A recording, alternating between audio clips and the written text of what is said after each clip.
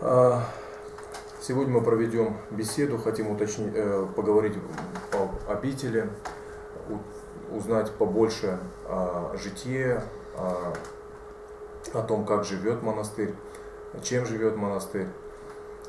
Очень много прихожан есть, паломники, включительно и из России. Очень много граждан России, бывшего Советского Союза, Белоруссии, Украины, в общем, целого православного мира. И один из вопросов, мы хотим сначала поздравить Иератея о том, что буквально недавно он был посвящен в епископский сан, да? И хотим вас поздравить в этом, пожелать вам, во-первых, всего самого лучшего в дальнейшем, чтобы также проповедовали, помогали. И вот начнем с существенного. Дядя Владыка, вопрос к вам. Расскажите, пожалуйста, немножко больше о вашем монастыре, вообще, чем живет монастырь сегодня, и вообще целый обитель, в чем нуждается, пожалуйста. Християнския живот е борба. Ние се трудим, работим под благословението на нашия Спасител и целият наш живот е един дълъг и труден път към завръщане в нашето истинско Отечество, което е горното небесно царство. Благодаря за пожеланията. Аз съм един от новите епископи на Българската православна църква и това се дължи в немалка степен на факта, че малко хора в България вече се обръщат към църквата и постъпват в манастири, за да могат да израстват достойни архиереи и ръководители на църквата. Нашето поколение беше закърмено така с атеистичните идеали на социализма и това обръщане, това приемане на новото време беше трудно за всички.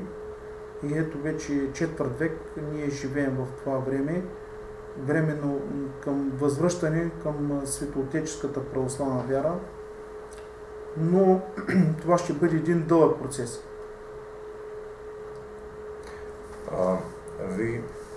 Вы сами сколько лет уже,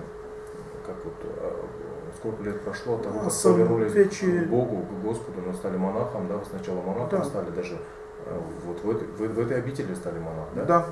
В этой обители сколько лет уже Аз вече 12 години се подвизавам според моите немощни сили в нашия мъжки манастир Свети Великомъченик Георги Победоносец и трябва да кажа, че делото е наистина трудно, но независимо от времената, спасението на човека се извършва с благия Божий промисъл. Ние всички се трудим и се стараем да се въздигаме и духовно да се усъвършенстваме, но знаем, че това е трудно и без Божията помощ това би било невъзможно. В нашия манастир живеят 4 монаха, има няколко послушника и се извършва целодневния богослужебен кръг на освещаване на църковните служби, но поради факта, че нямаме много иеромонаси, няма всекидневна света литургия. Това е, което ни достига.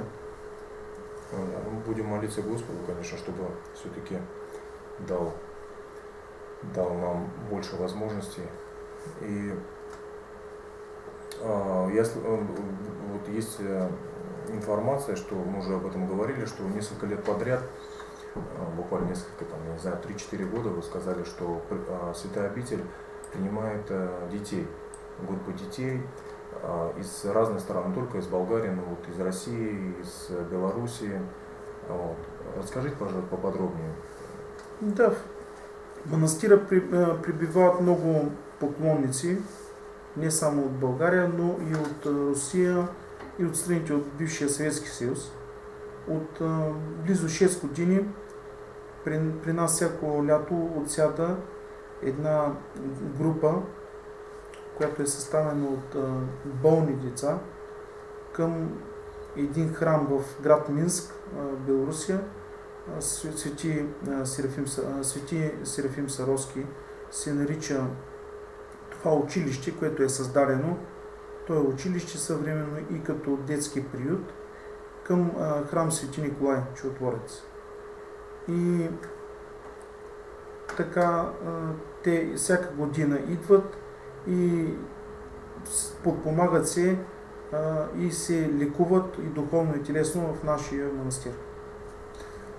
Конечно, это очень хорошо, как бы, особенно в наши тяжелые времена. Мы где-то говорили, когда, по сути, дьявол пытается разрушить связь, духовную связь между православными христианскими народами, между Россией и Болгарией, вот что мы видим, наблюдаем последнее, между Россией и Украиной, между Болгарией и Украиной, Беларусь. Но все-таки вот именно в такие моменты вот Господь нам показывает, что для церкви, для веры, между людьми, то есть политика, геополитика, это без значения, конечно, это особо радует.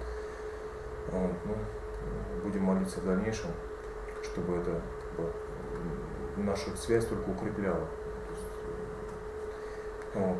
Да, отец Георги Флоровски, протерей Георги Флоровски казва, че християнина не трябва да остава безучастен към политиката, защото това е и негова отговорност и дело за извършване на правилни действия, които да обединяват християните в едната свята съборна апостолска църква. Да. Защото макар и ние да сме по етнически принцип разделени и държавните граници да ни разделят, но ние сме един осветен Божий народ.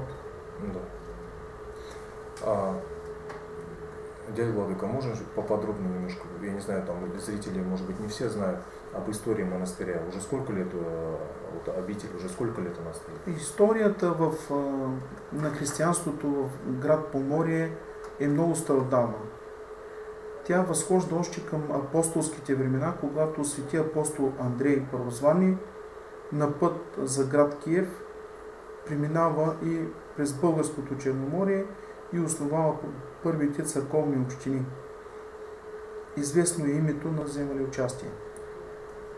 По-късно, вече когато се образува българската държава на земите на Балканите и Анхиало става български град, има вече данни за християни и организиран живот на славяни в града. Вече с идването на османските поробители са унищожени християнските паметници, християнските съборни църкви и над града се спуска тежкия мрак на робството, на игото, на османското иго.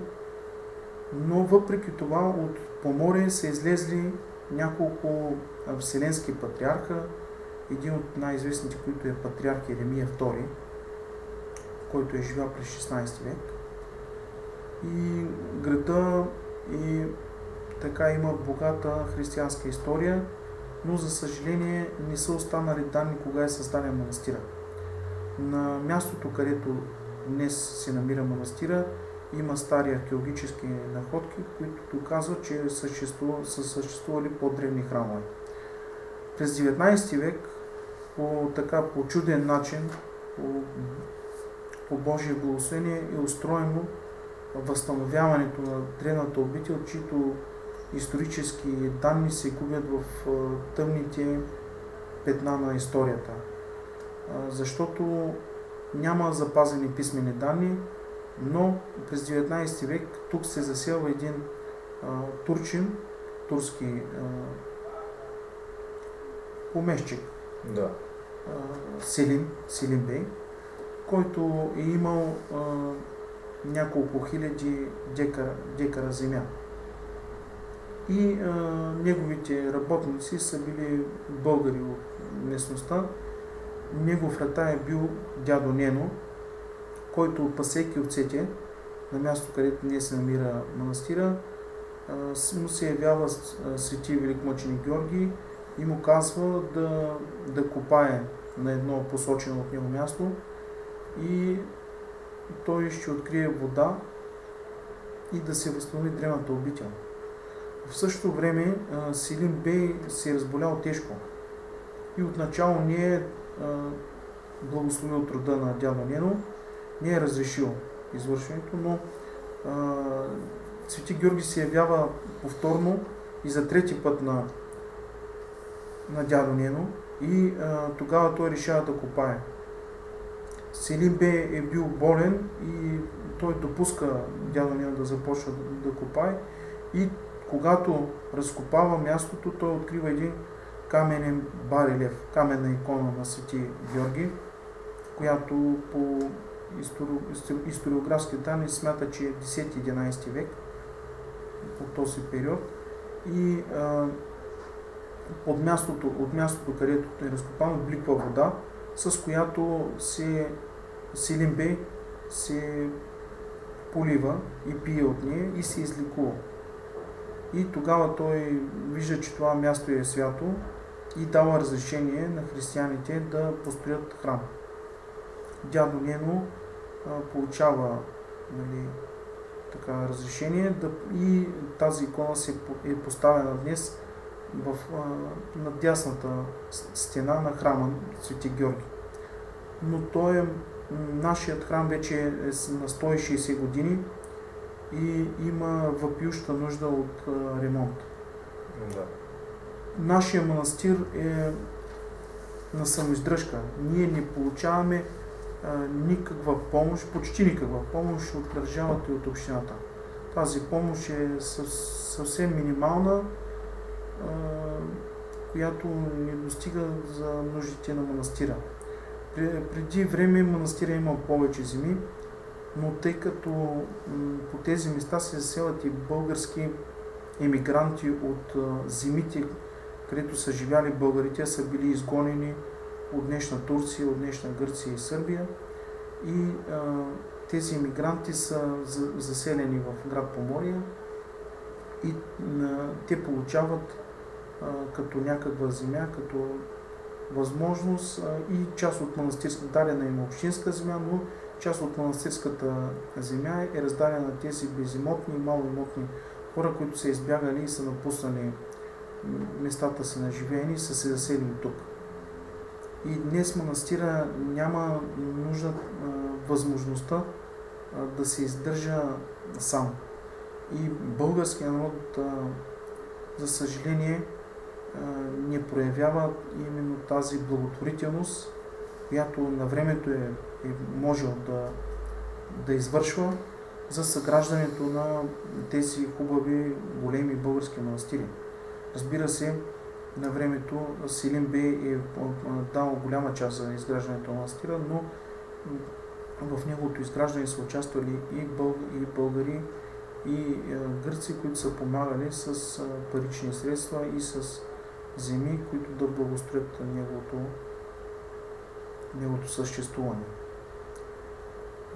Днес живеем в трудни времена и българският народ също се намира в една духовна и материална криза. Много от нашите съграждани, също не виждайки начин да изкарват своята прехрана, своето социално съществуване, напуснаха държавата. Това е една голяма част от интелигентните българи, от хората с умствени и физически възможности, които биха могли да участват в възстановяването на икономиката на България. И поради това тежко физическо и социално положение, днес манастира се намира в едно незавидно положение. ние правим така, стараем се да го удържаме в добър вид, но наистина материалната база е толкова голяма, че не успяваме да посрещнем всички нужди, които има. Еще один вопрос. Ну, понятно, что, вот, как сказал один человек, самое страшное, мы упоминали, когда пришли атеистические времена при коммунизме, у меня случай просто знакомый рассказывает, у одной девушки, когда дедушка ее умирал, то есть человек уже был около 100 лет, такой долгожитель, и тогда он сказал перед смертью, говорит, во время коммунизма, говорит, самое страшное, говорит, не то, что у нас взяли земли, у нас там частные имущества, ну, были люди замужние, да, то есть, да, а говорит, самое страшное то, что сделали, говорит, народ безбожным, то есть духовная часть у народа отняли, то есть вот именно веру, вот это самое страшное, вот, где мы с вами говорили в разговоре. И все-таки... Да, именно от духовната нищета се възхожда и към физическата. Все. И когато човек не поддържа духа на вярата, той пропада и по физически, и по икономически начин. Духовното възрастване на човека е икономийно, т.е. то е правилното съграждане, правилното управление на дома, на семейството и оттам на държавата и на обществото. Днес има цялостен развал на обществото и на държавата и именно не комунизма беше голямото зло, а вече последиците от него, посткомунизма, така да го наречем, в който хората вече нямат и физическите и духовни сили, които да се опитат да възродят в себе си. Да, здесь я полностью с вами согласен, потому что даже когда я уже сам 12 лет живу в Болгарии, и ну, когда буквально последний, наверное, год уже так по воле Божией, слава Богу, начал путь к воцерковлению, то есть. Да, воцерковлению. Да, воцерковлению, то есть. И даже пройдя этот путь короткий, ну 1 год буквально, вот, начинаешь понимать, что государство, любое государство, Болгария, там, Россия, Украина, независимо, ну каждое государство и каждое общество пойдет к лучшему только тогда, когда каждый человек сам в себе изменится. То есть, когда сам человек победит свои страсти, это злость, зависть, лукавство, вот это самое, то, что к чему нас учат, проявить в себе это благодетель, к чему нас учит церковь, к чему нас учит вера. То есть, и когда меня спрашивают, я разговариваю со своими близкими, там, друзьями, товарищами, я говорю, ребят, первое, мы хотим, чтобы у нас все было хорошо, мы хотим жить в хорошей стране, мы хотим жить в хорошем обществе, правильно? Мы сами видим, что обидно, когда, например, не все у нас хорошо, правильно? Я говорю, мы должны сначала, первое, это поменять в себе внутренний свой мир, духовный мир. А как? Посредством чего? Не только посредством того, чтобы там спортом заниматься или там в фитнес ходить, а посредством того, чтобы очистить свой духовный мир, повернуться к Богу, идти по Божьему пути. И вот тогда все будет получиться, все будет хорошо. Потому что надо от истоков. Да, обръщането на човек към Бога е правилното общение, правилният начин на общение към възрастване на човека в силите и действията за общение с доброто, общение с енергията, която Бог дарява за живот и възрастване във вярата. И именно това е една от целите на християнската църква, общението в благодата на Светия Дух, в благодата на благодатното съединение на хората в църквата, които да възрастват чрез вярата.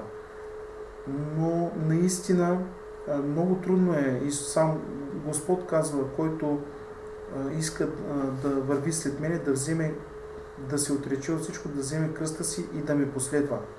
Това е камъка за препъване, който спира много хора към наистина един добродетелния живот в Христа. Защото много хора се плашат, че трябва именно да отрежат някои от страстите си, от желанията си, които несъмнено ги водят към недобър живот. Мы разговариваем много о духовном, но у церкви есть же и другие обязательства перед обществом. Вообще, какие у вас дальнейшие планы? Как вы видите развитие монастыря, обители? Пред църквата има много отговорности, които са важни за нейното служение.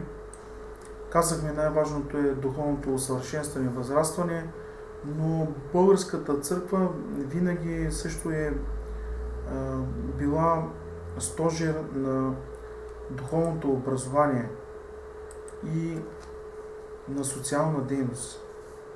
В тези трудни времена обаче ние не разполагаме с нужната база да осъществяваме тези наши отговорности и необходимости.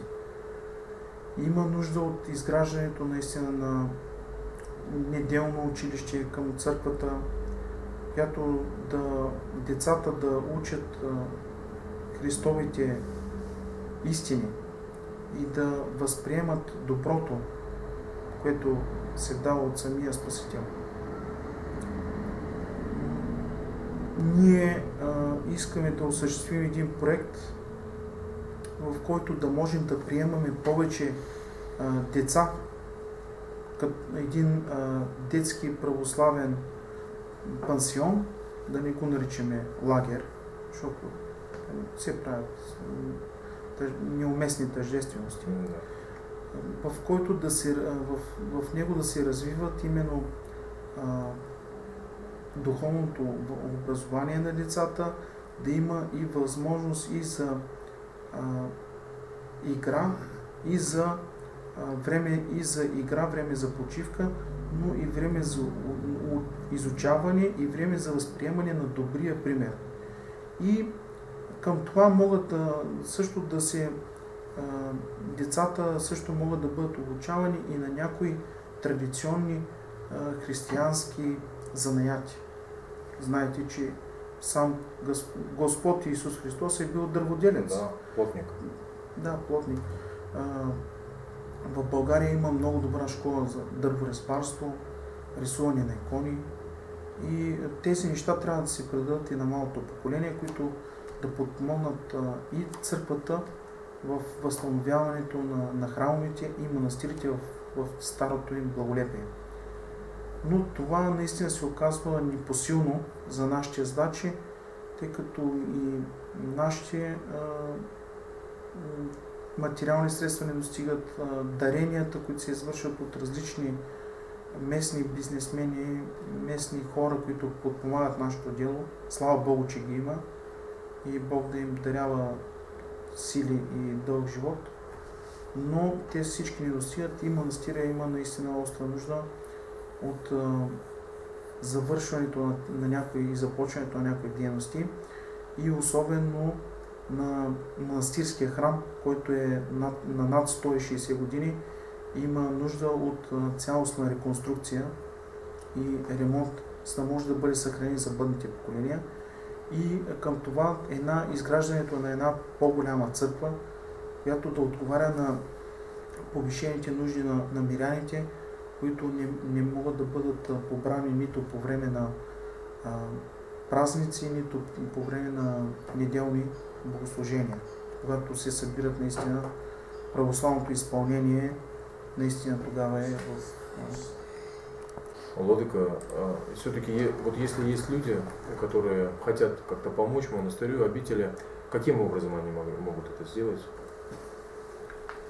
Ние имаме манастирски сайт. Вратите на манастира винаги са широко отворени за всички хора, с каквито и те подбуди да дойдат в манастира, защото знаем, че нашия Спасител е призовал цялото човечество към спасение и възрастване в благодата. Така и аз желая благодата на нашия Спасител Господ Иисус Христос да бъде с всички нас. Возможно, нас смотрят и будут смотреть много людей, среди которых есть люди, у которых есть возможность помочь, как-то есть желание и возможность помочь обителям. Владыку, скажите, пожалуйста, на сей день в чем нуждается монастырь? Вот, острые нужды такие.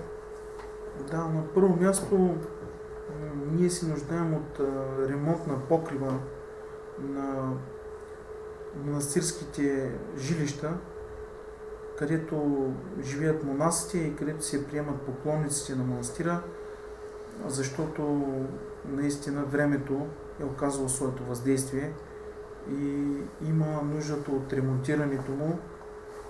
Също така ние разполагаме с една земя, която се набира до манастира, на която могат да бъдат изградени храм и това православно детско селище, което да даде възможности на децата да развият своите качества и своите таланти, своите добри